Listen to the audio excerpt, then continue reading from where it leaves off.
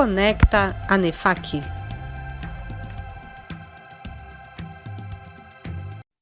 Bem-vindo a mais um episódio do Educa ANEFAC. Eu me chamo Marcos Grigoletto, sou diretor executivo da Regional do Centro-Oeste da ANEFAC e nosso bate-papo de hoje é com o Roberto Fragoso, Head de Tributos, também da entidade.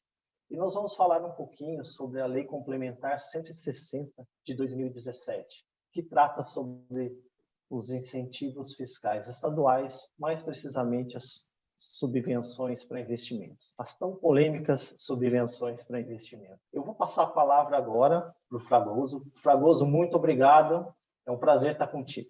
Obrigado, Grigoletto, obrigado pelo convite. O tema é muito polêmico porque existia um entendimento relativamente tranquilo nos últimos meses, quase ano da publicação desse tema, e aí a Receita se reposicionou, né, para discutir a questão não só do incentivo típico, aquele contratual tal, mas também quando há redução na base de cálculo e outras hipóteses que não são necessariamente um acordo entre o Estado e o contribuinte, feito com obrigação futura, né, e condicionada, né? Vamos lá, eu estou à disposição, vamos conversar. Fica super à vontade de perguntar e vamos no limite do que é possível, né, dado que agora nós temos posições divergentes sobre um tema que é hipersensível. Muito bem colocado, Fragoso. Realmente, né, esse assunto não é novo, né, essa questão dos incentivos fiscais estaduais, ela já vem de longa data, principalmente em estados, né, que são movidos ou se desenvolveram com subvenções para investimentos. A gente pode citar o exemplo aí de Goiás. As subvenções para investimentos, né, elas têm um impacto significativo na apuração do imposto de renda, né?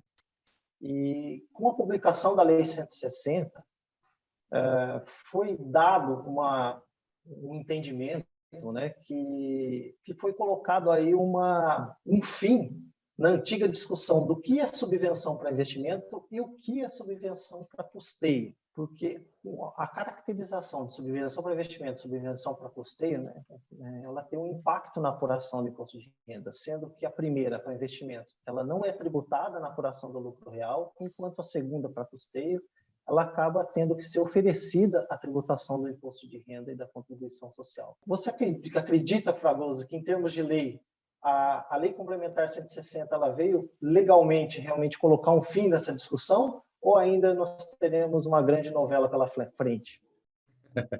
É o problema da linguagem, né? A linguagem, existe uma vontade, existe um interesse, existe um texto, e aí depois existem as pessoas buscando interpretar o texto, né? E aí vai o grande problema, né? Hoje, de todos os tributos que nós temos, apenas 2, regra geral, tem mais alguns de menor conhecimento, mas apenas 2 são tributos que o próprio fisco lança, o próprio Estado lança, que é o IPVA e o IPTU. O resto, todos são os contributos que fazem todo o caminho, né, de receber a lei, analisar, interpretar, pagar, registrar, declarar e etc. Tal. Então, quando a gente fala em interpretação, o problema é qual é a interpretação que vai vigorar no futuro, né? E infelizmente, é uma grande dúvida nesse caso, quando a gente olha o texto, né, olha a Lei Complementar 160, que alterou o texto da Lei 12.923, né, o artigo 30, né, ele falou lá que se equiparam os incentivos fiscais, as reservas de custeio, né? As reservas de custeio se equiparam às de investimento, desde que obedecido certas regras, right? E as regras também estão dispostas na lei, que é o protocolo, é o registro do incentivo concedido ao Estado, né? Isso eram as obrigações, né? E elas sejam registradas em conta de reserva, com as mudanças que ocorreram, uma vez que as reservas para reserva de capital, para incentivo fiscal já não existem mais, então tem um caminho agora diferente, né? Eu faço o registro contábil da receita, depois a exclusão, e aí eu faço o represamento do valor via reserva de lucro. Esse é o caminho necessário, determinado em uma série de normas. E aí o que é o problema, né, que até nós estávamos conversando antes de entrar ao vivo, é como é que vai ser tratado esse entendimento de que, para que haja obediência ou que o contribuinte tenha benefício dessa redução, realmente só reserva de incentivos, né? Só reserva de investimento, né? Então, aqueles recursos que não são devidamente aplicados, carimbados em obras, em bases físicas, é quase que uma base físico-intelectual, né? Eles não deveriam servir para o benefício fiscal da exclusão ou da não tributação, vamos falar dessa forma, né?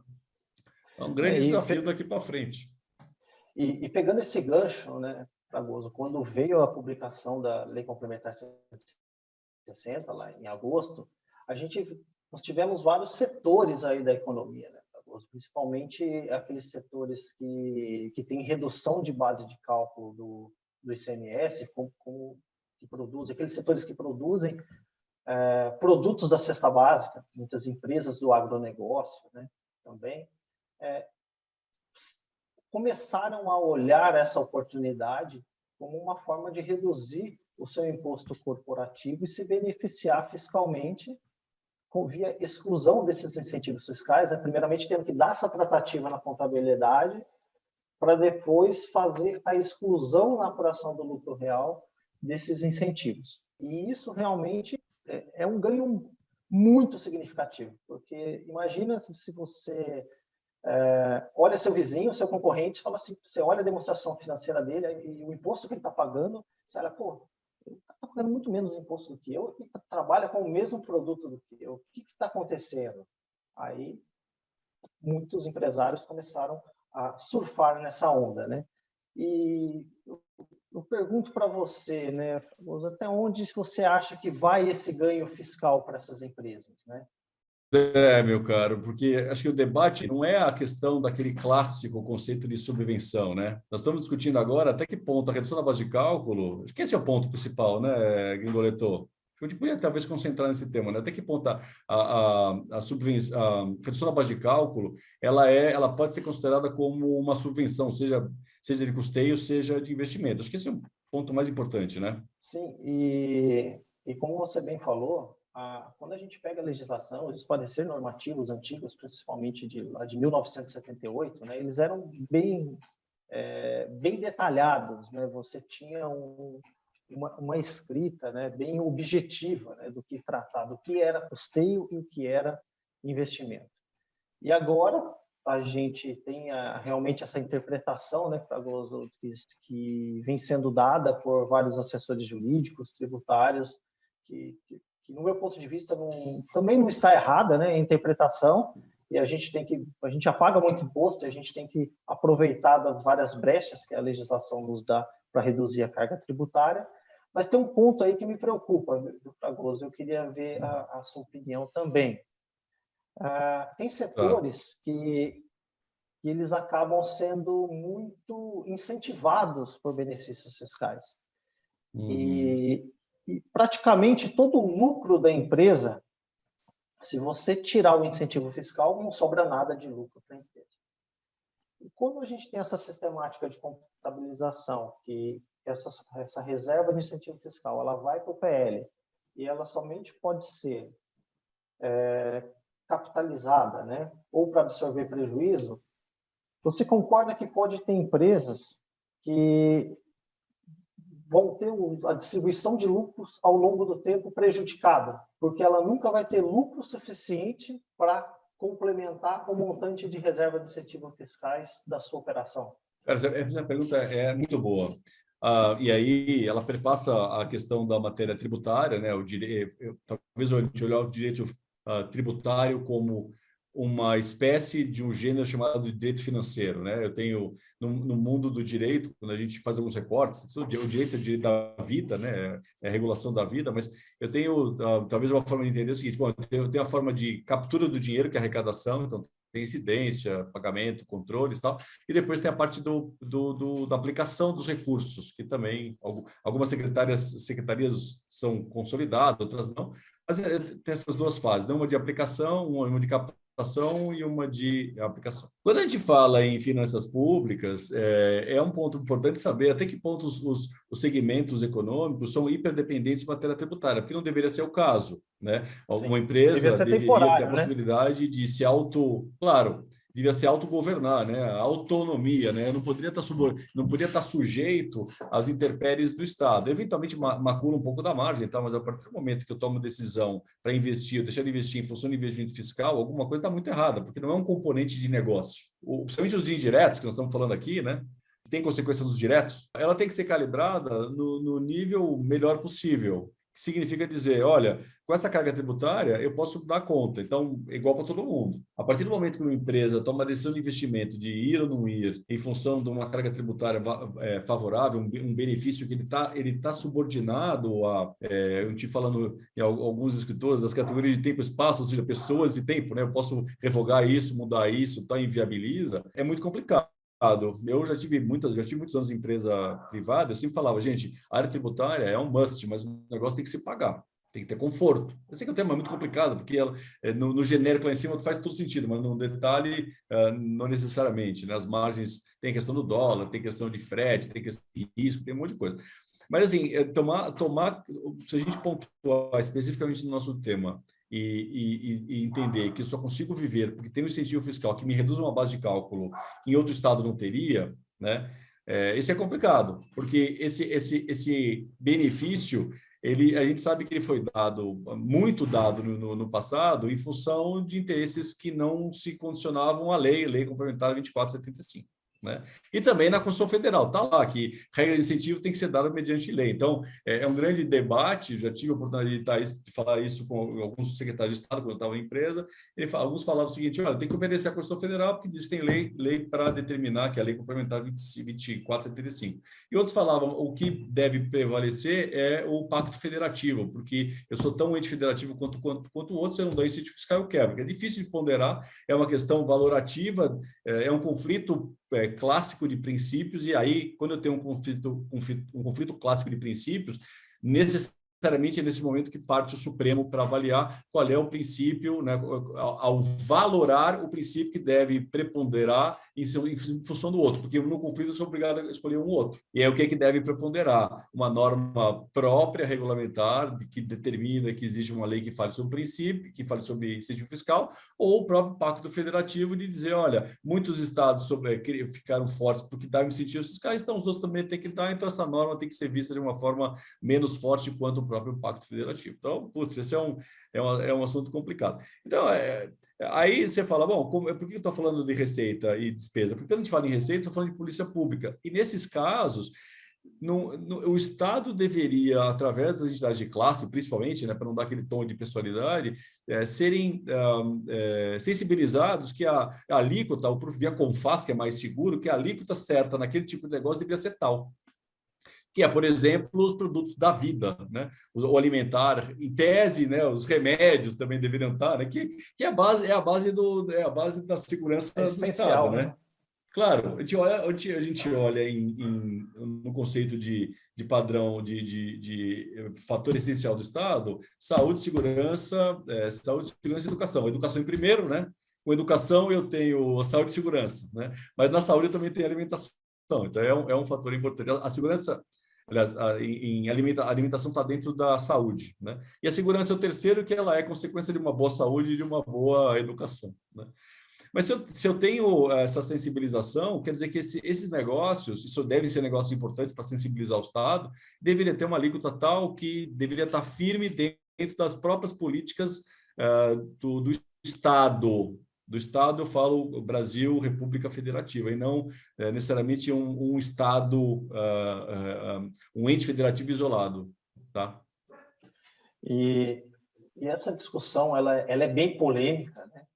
E muitos empresários se movimentaram em 2018, 2019 e até o fim de 2020 para se beneficiar dessas subvenções para investimento e até tomando como base, né, Fragoso, o próprio entendimento da Receita Federal do Brasil, que durante 2019 e 2020 já se pronunciou de que não teria mais, para ser caracterizado subvenção para investimento e ter os incentivos fiscais na apuração do imposto de renda e da contribuição social, não deveria mais ter aquele cara crachá do que eu tive de redução do meu ICMS, eu ter que investir no Parque Fabril, ou contratar mais pessoas, dentre tantos outros quesitos aí. Surpreendentemente, se chega em meados de dezembro de 2020, foi publicada uma solução de consulta COSIT, a 145, mencionando, voltando ao entendimento anterior, né, a lei complementar de 160 de 2017, falando que os incentivos fiscais estaduais, para serem caracterizados subvenção para investimentos, deveriam ser concedidos, né, entre aspas, como estímulo à implantação ou expansão de empreendimentos econômicos. Dado esse cenário, a gente já tem aí uma fotografia de que as autoridades fiscais irão, né, ou têm grandes chances de autuar as empresas que utilizaram desse benefício. Você acredita que, judicialmente, o contribuinte tem chance de reverter esse jogo? É outra excelente pergunta. Quando a gente lê o texto do artigo 30, lá da lei 12.973, ele não fala disso, ele equipara. Aí, assim, são duas leituras diferentes, né? Uma é o incentivo fiscal natural chamado de subvenção. Acho que talvez seja essa a forma que me parece absolutamente razoável de ser discutida. Uma coisa é a subvenção. O que é subvenção? Subvenire, né? Para quem gosta de linguagem típica, pura, né? Olhar a etimologia, né? A subvenção significa uma paga futura do governo. Então, eu estou falando de uma subvenção. Tem um evento, tem um caixa do governo. E aí, talvez a gente possa expandir essa discussão no limite de que essa paga do governo venha também por uma redução de uma obrigação já constituída. Que faz sentido quando a gente olha aqueles casos de incentivo fiscal onde eu tenho uma redução futura, né? Eu vou leilão. Que nós estamos falando? Bom, eu devo tanto, registrei uma obrigação por tanto, e aí tem um evento futuro, que é um leilão, e o leilão eu tive um desconto X, esse desconto X é o que eu estou falando, que por via diversa é uma paga, né? Um valor pago pelo governo, é uma forma de estimular via uma redução da obrigação, que o efeito caixa é claro. Do outro lado, eu tenho aquilo que nós estamos falando da redução da base de cálculo típica, que já é algo dado, né? Quando a gente olha o texto da lei, olhando aqui o artigo 30, né, fala sobre as subvenções para investimento, está claro no caput, então, pela própria lei complementar 95, se não me engano, ela fala da estruturação da interpretação da norma, como eu redijo um texto e tal. E quando eu falo do caput, os incisos têm que se referenciar ao caput. Senão, eu teria uma loucura aqui de inciso, parágrafo, item, tal, que deveria estar trabalhando de um outro tema, né? Mas o caput é o que puxa, né? É o que dá cadência a toda a estruturação da redação dos itens subsidiários, né? E aí, lá no parágrafo 4º, que foi trazido pela lei complementar, ela fala, olha, eu até repetir, os incentivos e benefícios fiscais ou financeiro-fiscais relativos aos impostos previstos no inciso 2º do caput do artigo 155, que é o ICMS, concedidos pelos estados e DF, são considerados subvenções para investimento, vedada exigência de outros requisitos ou condições não previstos no artigo. Então, o que ele está falando é o seguinte, tudo que é incentivo fiscal ou financeiro fiscal, de ICMS, né, será considerado também subvenção de investimento. Então, tudo é subvenção de investimento. Então, o conceito de subvenção para custeio vira subvenção para investimento. É só isso que ela fala. E depois, lá embaixo, que ela diz que o disposto nesse parágrafo aplica-se aos processos em curso. Ou seja, aqueles autos de infração, de tributação de reserva para custeio, ou qualquer problema aliado às diversas possibilidades, é tudo reserva de incentivo fiscal. Por quê? Porque isso é reserva patrimonial. É uma subvenção dada ao contribuinte que tem caráter tem caráter de reserva patrimonial. Então, se é isso, não deveria ter feito nenhum, porque ele é patrimônio, não é lucro.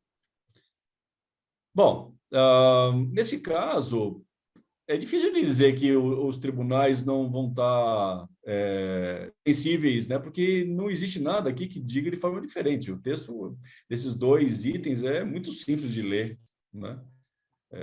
Então, se eu estou equiparando um ao outro com regras específicas, e aí até as decisões, tem duas decisões que eu dei uma olhadinha, recentemente publicada, uma publicada agora em junho e outra em julho, de fatos geradores de 2014 e 2010. Uma fala de PIS/COFINS, outra fala de imposto de renda, mas no final das contas diz o seguinte, olha, uma vez obedecido às determinações legais, que é o depósito, né, a ciência do ente federativo, que é para isso que surgiu a lei complementar. Vamos lá na origem, né? A lei complementar surgiu para tentar tentar pôr um pouquinho mais de ordem na grande briga fiscal do ICMS. Foi por isso que ela nasceu, tirou um pouco daquela loucura que era a obrigação integral de todos os entes federativos da Constituição de Incentivo Fiscal. Isso saiu para uma forma mais ponderada. Então tem lá os 2/3, 1/3, lá no artigo 2º. Então, 2/3 das unidades com 1/3 das unidades de cada uma das 5 regiões do país. Quer dizer, para dar a unanimidade é burra, né? Então, gente, vamos mais ou menos ponderar e sair um pouco daquela rigidez que havia, até porque, e aí é que nós estamos conversando, existe por trás disso o princípio o valor efetivo e o princípio registrado na Constituição Federal do Pacto Federativo. Os estados têm que conceder algum benefício sob pena de não existir. Não é coisa única do Brasil, o mundo inteiro dá, os Estados Unidos dá, a Suíça dá, todo mundo dá. E isso não é que dá porque é importante para fins de finanças públicas que eu atraia os contribuintes. Tem os extremos, que são os paraísos fiscais, né? Ali queima, etc. Tal, e tem aqueles menos pesados que dão incentivo para uma outra operação. E isso é importante, né, Fragoso? Porque a gente tem que... Existem determinados produtos e serviços que carecem de incentivos para ter uma alavancagem no início, assim como determinadas regiões que são carentes, né, e precisam ser industrializadas, né? Então, é dever do Estado dar esse, entre aspas, aí, esse empurrão e ajuda ao contribuinte, né? É isso aí, isso é legal, porque aí eu vou pegar essa palavra Estado e colocar numa perspectiva mais de gênero, tá bom? Gênero, Estado, conceito onde eu tenho por baixo a União, Estados e municípios. Então, é um papel do Estado, Estado como um todo, República Federativa Brasileira. E não simplesmente o Estado de Goiás, Rio Grande do Sul, Santa Catarina, não é aquele Estado. É uma questão de política de Estado, uma política de Congresso Nacional. Esse é o ponto. Por isso que eu tenho uma lei complementar, que subordina a todos. Estados, União, municípios. Esse é uma coisa de uma lei complementar. Por isso que esse texto é forte e altera diretamente a lei complementar 24 de 75. Ela fala, e no próprio final ela fala, permanece vigente aquilo que não se conflita com a norma, né? É uma técnica ruim, né? Porque a gente não sabe exatamente o que conflita, o que não conflita, a não ser que eu retire textualmente. Aí fica, será que isso retira? Não retira? Né? É um debate para o resto da vida e aí joga de novo nas costas dos tribunais para dizer o que retira e o que não retira. Isso é muito chato. Está aí um dos grandes problemas do nosso sistema, onde se fortaleceu demais o Poder Judiciário, porque tudo a norma ela não acaba não sendo muito precisa onde deveria ser. E até fazer um registro interessante de uma fala que tá nos próprios anais do Supremo, quando o ministro Nelson Jobim fala sobre como o processo o processo legislativo, né? Ele fala o seguinte, que ele era legislador, então a posição dele no Supremo ajudava por essa ótica, né? E ele falava, quando a gente redige a lei, nós temos que agradar, aí faço aqui a minha analogia, gregos e troianos, né? Só que certas vezes os interesses são antagônicos. Então, como satisfazer as vontades desses mundos que são bipolares em certas situações? E aí o que ele diz é que a gente faz um texto confuso mesmo, porque todo mundo que lê não entende, então parece que funcionou. Nada. Eu estou traduzindo de uma forma menos técnica, né? Mas é um bate-papo, então. Mas está lá nas decisões dele, ele fala isso, que o texto acaba sendo construído sem toda a técnica, porque é impossível de satisfazer a todos. Aí o problema é que isso acaba sendo jogado para o Supremo, porque a matéria tributária vai acabar no Supremo Tribunal Federal quase que necessariamente. E aí eu tenho um fortalecimento do Supremo Tribunal Federal para regular as mais diversas matérias pela dificuldade que é acertar o texto na casa adequada. Perfeito. Fragoso, acho que foi excelente esse bate-papo, acho que a gente ficaria longas horas aqui discutindo. O assunto é bem interessante e bem polêmico, né? A gente está caminhando aqui para o nosso fechamento e eu ia pedir gentilmente aí a sua palavra final. Bom, primeiro, muito obrigado pelo convite. Acho que todos os temas de matéria tributária são hipercomplexos, né? Alguns falam, né, tem um linguajar de imposto de renda que alguns usam, que o imposto de renda ele é complexivo. Não sei se você ouviu falar desse texto, mas é uma tradução do texto italiano que acabou colando para quem lida com imposto de renda. Tal. Por quê? Porque eu tenho janeiro a dezembro com receitas e despesas, fica difícil de saber o que é, né? Um monte de coisa, adição, exclusões e tal. Mas toda a carga tributária é complexa. Por quê? Porque eu tenho sempre um sujeito ativo, um sujeito passivo, uma base de cálculo, uma alíquota, um momento do tempo de incidência, um momento territorial. Então, quando a gente fala em matéria tributária, verdadeiramente e profundamente, qualquer tema, ele requer um nível de conhecimento, né, e aprofundamento, não só um conhecimento sintático e semântico, né, saber ler bem um texto, isso é um bom começo, mas também nós temos que ter certeza que nós estamos acompanhando como é que os tribunais ou como é que os órgãos autorizados a interpretar estão pensando nessa matéria. Porque não adianta nada eu olhar isso aqui, ler e falar que funciona dessa forma, e depois os tribunais falam não. Né? Exemplo que era aquela... correção monetária da Selic, né? Se ela era exponencial ou era linear. Ela fala, corrigia acumuladamente. Pô, até chegar ao ponto de dizer que a correção monetária era linear e não exponencial, muita gente embarcou no exponencial. E deixando de lado o débito fiscal que era linear verdadeiramente. Quer dizer, aquela história que Paulo Bate Francisco Bate Chico não funcionava muito nessa matéria. O meu eu atualizo, depois quando eu vou pagar, quando vem o meu DARF atualizado, isso era outra discussão. Então, assim, acho que, de novo, obrigado pelo convite, e sempre quando a gente vai discutir tema tributário, nós temos que ter a humildade de tentar investigar isso aqui no máximo do máximo, porque é pela ciência mesmo que a gente consegue responder.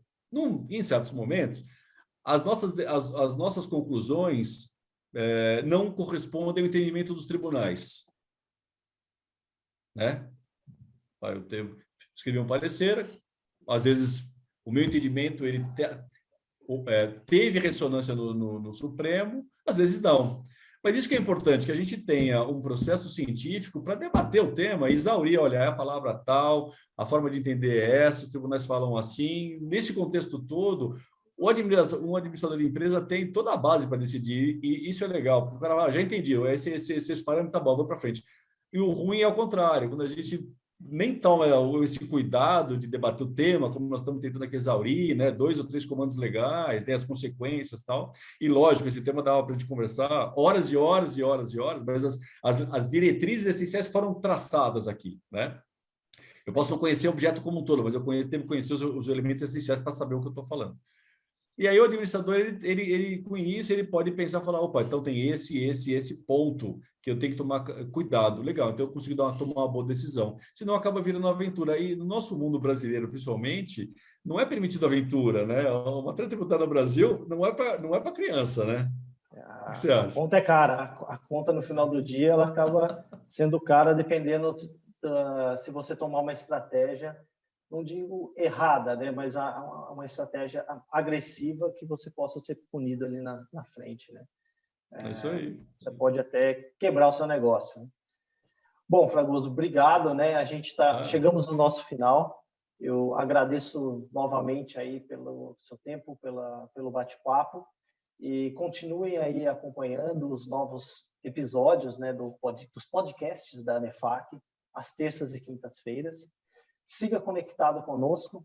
Um abraço e até a próxima. Conecta ANEFAC.